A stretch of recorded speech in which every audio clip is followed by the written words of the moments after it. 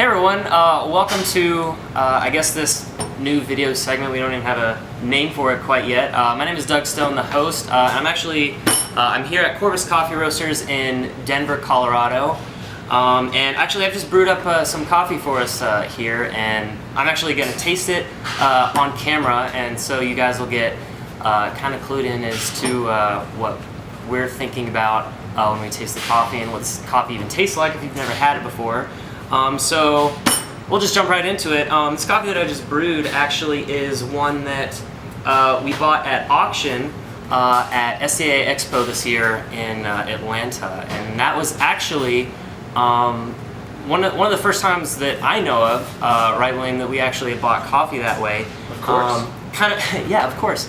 Actually, kind of at the heart of what we do here, actually very much at the heart of what we do here, is source the best, tastiest, rarest, finest coffees in the world that we can. And normally what we do, what Phil does, our owner, is he goes to Origin, actually, the country where the coffee comes from. He goes straight there and tastes a bunch of coffees over the course of a couple of weeks, and then decides, which of his favorites, he would like to buy.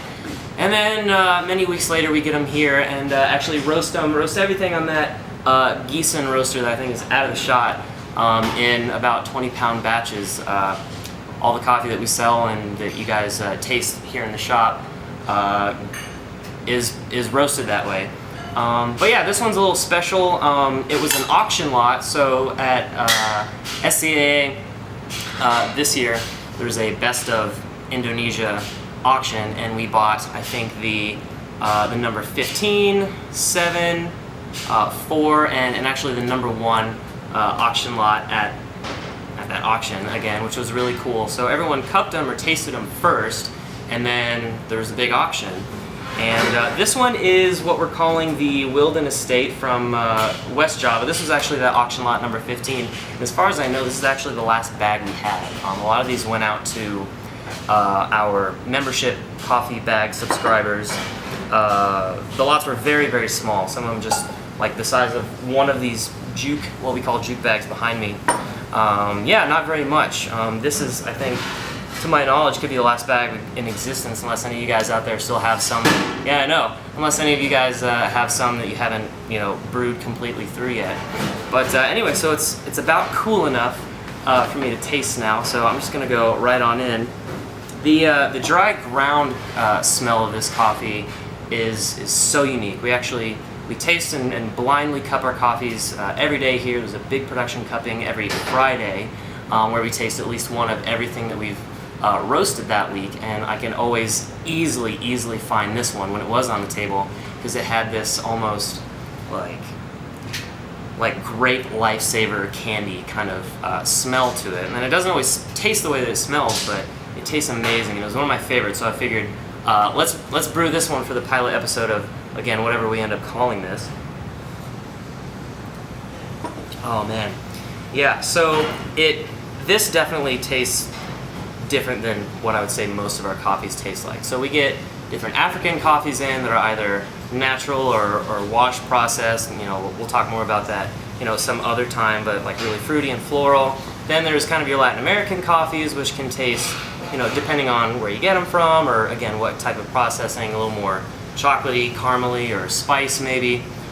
This one just there's something about it. It's a wet hull process, and that makes it a little bit different than coffees from those other origins, but it gives it almost there's a little bit of that like candy, grapey, like dark fruit kind of color in there, but I get like really almost winey, fermenty, kind of oaky flavor that you would get out of like, say maybe even a whiskey, which could be your thing, maybe not, but it's really interesting. Hey Tim, how you doing? Good, man. Good to see you, bro.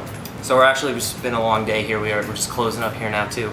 But man, the first thing I noticed too, as with actually most of our coffees, is this really nice, bright, pleasant acidity.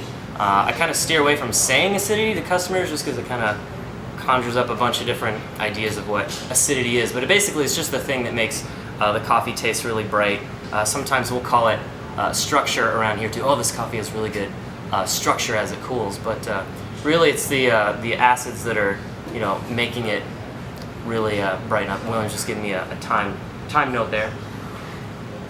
Yeah, there's a lot of, almost like, I mentioned the wininess before, you know, how wine sort of tastes like fruit, but it's not sugary, almost like a fruit skin, kind of like a grape skin or like a red apple skin. If you've ever peeled apples for like a pie or something and then said, I'll just, you know, eat the skins. You've done that before, right? Yeah, he's giving me the heads up. As this cools, I'm actually tasting more of it. That's another interesting side note too. We actually taste best closest to like 100 degrees. I say this in our brewing classes all the time. Boiling lava hot coffee doesn't really taste like a lot, even though people like the tactile aspect of that. But yeah, closest to body temperature, just like cold beer doesn't really taste like anything either until it really warms up. So, oh, it gets really sweet. Brings on almost like a almondy, vanilla sort of hazelnut, like a sweet, nutty kind of thing going on, which I'm really liking. Yeah, this was a really small lot. I think we're on the very last bit of our Indonesian auction lots that are going out to our subscribers. Actually, it was kind of weird having these coffees because they were the first ones that we didn't actually have in the shop to sell.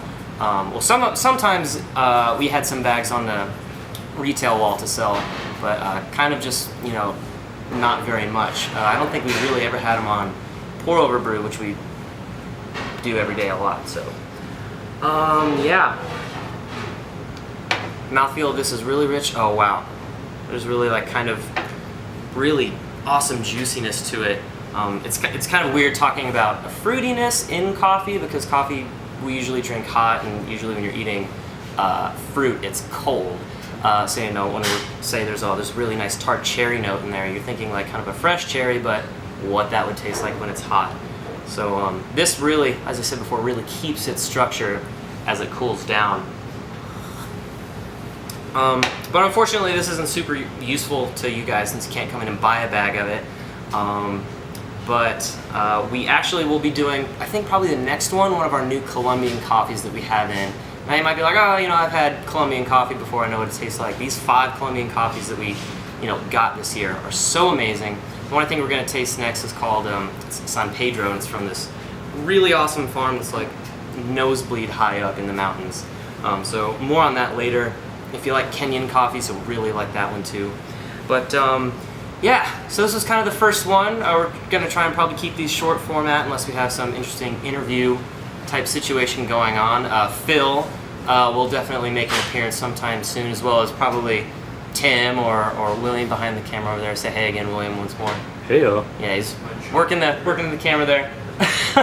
Yeah, if you guys live in the Denver area, you should stop in and say hey. But yeah, so leave us a comment down below about what you thought, if you'd like more information, or I don't know, whatever you guys think. Yeah, that's about it. I don't think any other random thoughts. Let me see. These coffees get really nice when they cool down. I'm that weird guy that actually likes drinking that cold coffee. But anyway, that's about it. Again, my name is Doug, and this has been kind of just a coffee tasting segment here at Corvus Coffee Roasters in Denver. So tune in next time, and thanks for watching.